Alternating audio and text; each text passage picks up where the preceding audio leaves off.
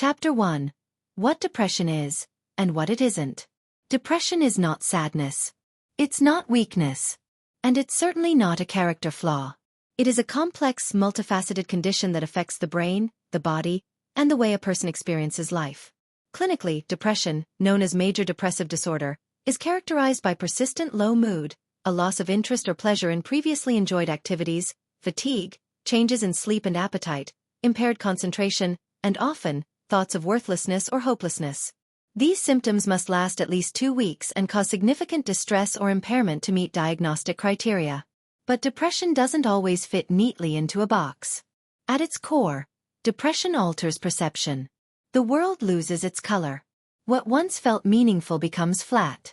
Time stretches or compresses. Days feel heavy. This is not a simple emotional slump. It's a shift in the entire field of consciousness. The biology of depression. On a neurological level, depression is associated with changes in brain function.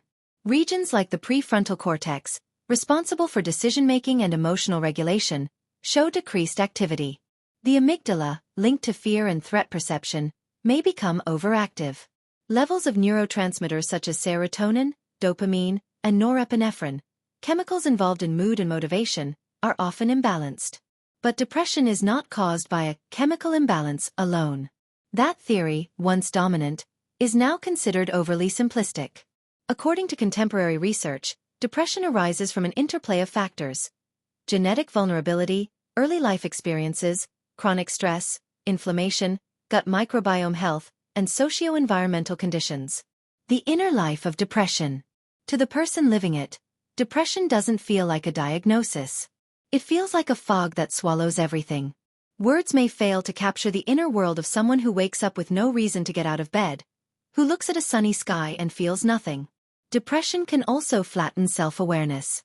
It narrows the field of what seems possible. The person doesn't simply think, "I feel hopeless." They often believe, with certainty, that they are hopeless. This is where depression becomes most insidious. It convinces you that your distorted perception is the truth. Alan Watts once said, "We do not come into the world. We come out of it, like leaves from a tree."